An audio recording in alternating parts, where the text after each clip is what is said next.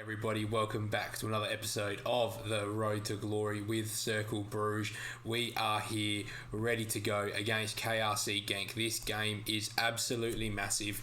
If we win this game, we are crowned champions of Belgium once again. It's been a great season for the boys here in green. Hopefully we can cap it off with a win against probably our biggest rivals at the moment. Obviously, we've got the domestic rival and the city rival with Club Brugge, but I think at the moment the way Genk have gone on in this save, they are probably our biggest competitors in the league. Hopefully you've noticed as well that my camera is a little bit different because I have gone and purchased a new one. So let me know what it looks like in the comments below. I'm very, very excited to have this extra bit of hardware with us because I think it's going to make the quality a lot better of the videos in particular. So please let me know what your thoughts are of the camera. But let's get into the team. We've got Oman, we've got Kouakou, Yakonen, Flameri on Tiel, Theophanos, Simmons, Adam, Vicente, Raz and Rossi. So we've got plenty of quality in this team. Can we get the job done? This game is absolutely massive. If we get the win here, I'm probably not going to show you the Anderlecht game.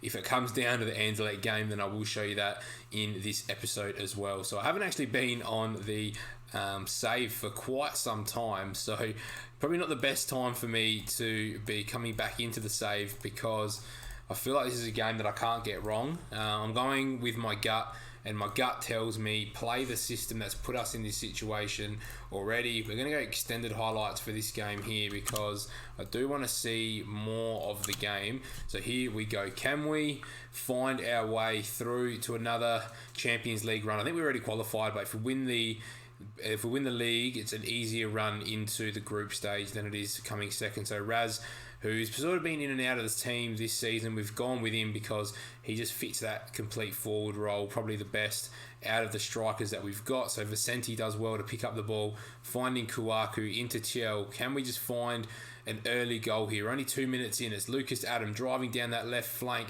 Can he get a ball in? Adam to Rossi, and it's well blocked by the Genk defenders. So obviously in the last episode we did play Genk and the score finished 0-0. So I don't really want that draw because it keeps multiple results open for the next game week. So it ends up going on matches won, and I think if we draw here and then both win, I think we're level. So it's just the league is that tight this season that if we can win this game, it pretty much means we're guaranteed the win because we're already on top as things stand. So and then it goes head. I think it goes games won and then head to head. It's weird. It's not goal difference comes into it pretty late in the equation. I remember looking last season. So here we go.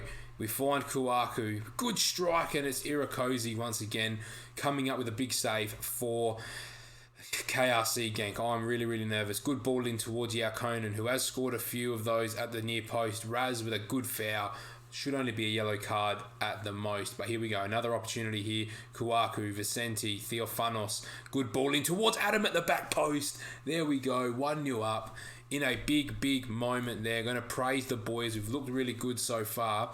We go 1-0 up in the game that could decide the league. Vicente with a great header. Theophanos with a great ball into the back post.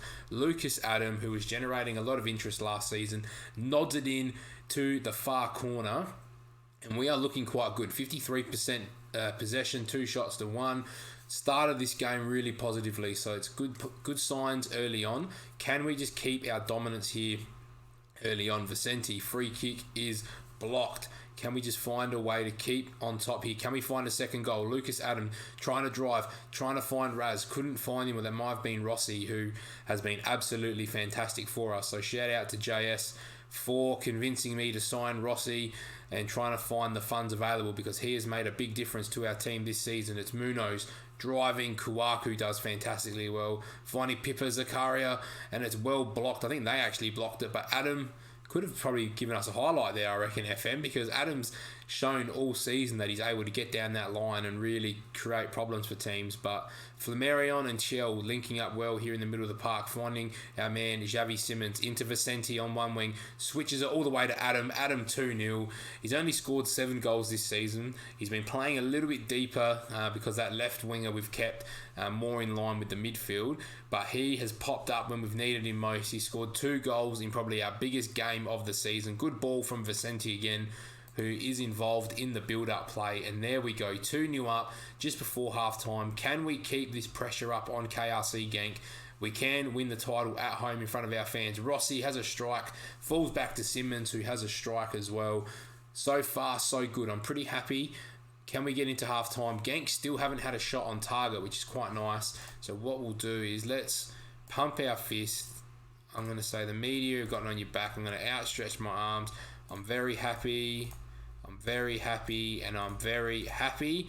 Let's get into this second half, because that was probably the perfect first half that we could have had. The most perfect situation that we could have gone in 2-0 up. Can we just keep dominating the play?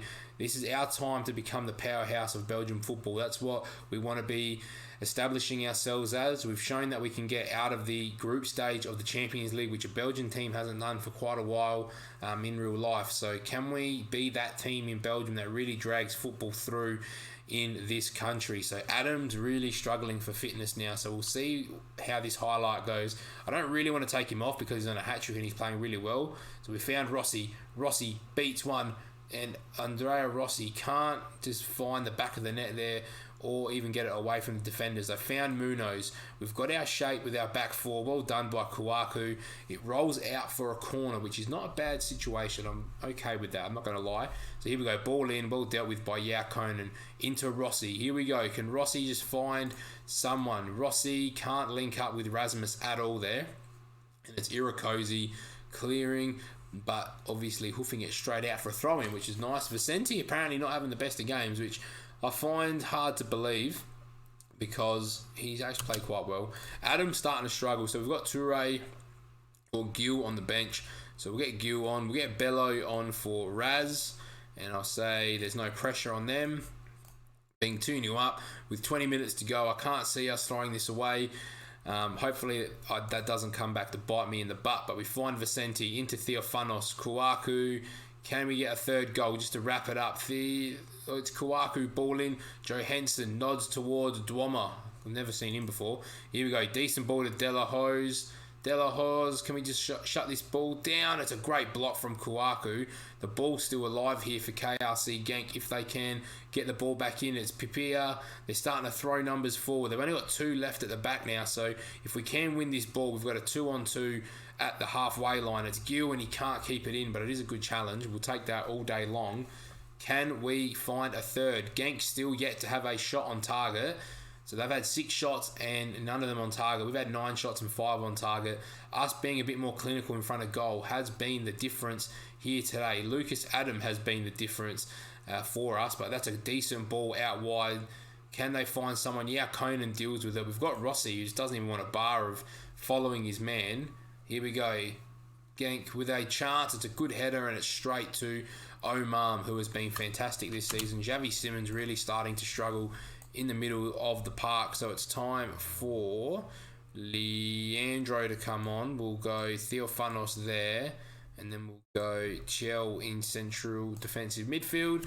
Can we see this game out? We're in the 90th minute. I think we're going to be crowned champions of Belgium for the 2nd year in a row. So are we going to be building a bit of a dynasty here in Belgium? It's Kouakou. What a strike, and Rossi just can't get there to put it in off the bar, which is a bit disappointing. De La Hoz, can we just close them down? Doesn't look like we're going to. Alali puts a ball in. Bello gets there first. Can he just keep driving with this ball? He finds Rossi. I reckon he's offside though. He is offside. There's 3 minutes to go. I think we are going to be crowned champions of Belgium. How nice is it that it's going to be in our stadium as well? Genk driving down this right-hand side once again. De La Hoz, can they find someone? They can't. It's a decent strike. It's gone out. Omar should waste a bit of time here. There's 30 seconds left of the match. We're 2-0 up. We should be comfortably home now. Yao Conan finds Gil in so much space on this wing. Can we add a third, or is that going to be time? Gil holds the ball quite well down this wing. Does lose it in the end. They've hoofed it clear, and that should be all she wrote. I think that is time. We've hit the 95th minute now. Leandro with the throw. Just goes long. Liberato Chichache clears, and that is it. The final whistle has gone. They've called it the Lucas Adams show. We're going to outstretch our arms. You've won the title. There we go. I'm very happy with your work. I'm very happy with their work, and I'm very happy with their work. Do we get to see the trophy presentation? I hope we do. Sometimes it shows me, sometimes it doesn't. It doesn't sound like it does. We've just got a domination achievement here. I'm going to just keep going with all the positive stuff. It doesn't look like we're going to see the presentation, which is a bit annoying. Maybe that's a flaw of the skin, or we'll see it on the last day of the season, won't we? So they're saying the pivotal match here was a 2-1 against Stanley Liège. They're saying we've done the double, so we've won the Super Cup as well. So board's delighted that we've won the league again at 1 year ahead of schedule, just a challenge. What else have they got here? That's all right. Stankovic, who's just become our major rival. In the last few years, it's been Brugge, Genk, and then Cercle, Brugge. So we've built our Cercle Brugge legacy. His family cemented his status as an icon figure at Cercle Brugge after clinching the Pro League A and winning his 4th trophy at the club, which has spanned 9 years. So it's taken us a while to start winning, has ensured a legacy which will live long in the memory, but one which may also not yet be complete. So we've got plenty of time. Lucas Adam gets the double. I'm going to send the assistant, and our bonuses have been paid out. So YouTube, what I'll do for this episode is I'll give you a recap of the Anderlecht game once we complete that, and we'll go through the season review. Since that STV game, we've been really, really good, and pretty much since that Genk game, I feel like that was one where I was sort of just tinkering with systems and things, and I just thought, we're going back to it. So that was sort of my fault. Try and do something a bit different. So hopefully so far you've enjoyed it. Again, let me know if the camera quality has been not the best, and we'll get into our season review. Welcome back to YouTube. As you can see, we are at the end of the season here with Cercle Brugge for 2028. So we're really kicking on at this point. We have won the Belgian Pro League, as we've already spoken about, and we have won the Super Cup. So let's go have a look at some of the new arrivals to finish off this season, and look who our star man is. It is Andrea Rossi, who we brought in for $3.5 million from Danubio in Uruguay. He played pretty much 39 starts and 5 sub appearances, scoring 26 goals with 3 assists. Dossi, who I think I loaned him out, Simone Dossi, who played 7 games, scored 3. Actually, no, I didn't. Sorry, he did play. We loaned him out late, I think, maybe, or we brought him in. What happened here this year? No, he came in on a free this year. Didn't play heaps for us, but when he did play, he played quite well. So we might have to look at him for the future. We've got Mauro, who didn't play at all. We've got Flamarion, who we brought in, played 25 games for $9 million. 23-year-old fullback, has been very, very good for us. Ivan Ikic, another good fullback for us. Pretty happy with our signings this season. So McNulty, Alfonso, who still has that wonder kid branding, 12 mil. Didn't get the goals from Alfonso as I anticipated with the stats he's got. So hopefully next year he can start to really live up to that. But he sort of fell out of favour towards the end of the season with our boys doing quite well up front. We got an A+ from the board, which is quite nice. So the board are delighted that we won the league this season, and we actually won the league on head-to-head results, I think, because we had the exact same as Cercle Brugge, and goal difference was exactly the same too, which is quite funny.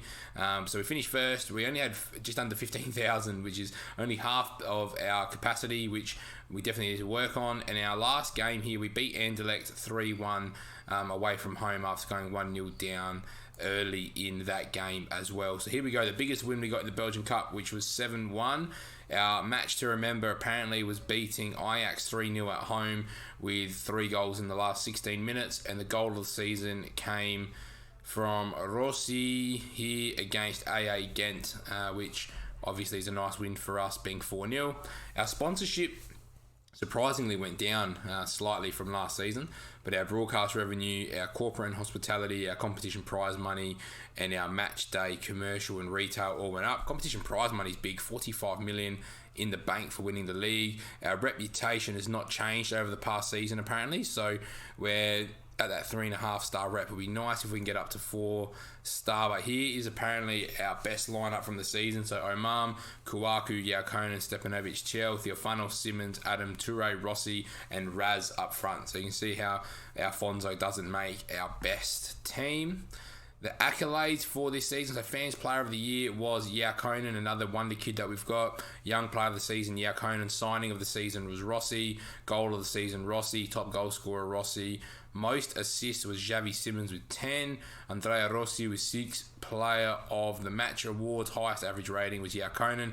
And most passes completed per 90 minutes was Janos Theophanos, which is nice. And our oldest player is Kevin De Bruyne, apparently, who didn't see a whole lot of games for us. 12 caps, 4 goals. Apparently, we played for England. Okay, fair enough. Didn't know that was possible as a manager, but there we go. Some nice stats for us. So the Belgian Football Gazette say that Cercle Brugge took the class above in the first couple of months of the season. Few will have expected this outcome, but they gave themselves a chance and have reaped the reward. So we have gone with back-to-back titles here in Belgium. So if you have enjoyed this episode, make sure you like, comment and subscribe. We do have a Facebook page that has recently started for us, so make sure you jump on Facebook at Poorly29. Same for Twitter, same for Instagram. So make sure you get behind all the socials so you know what is happening, and we'll see you for season 2029-2030 in the next episode.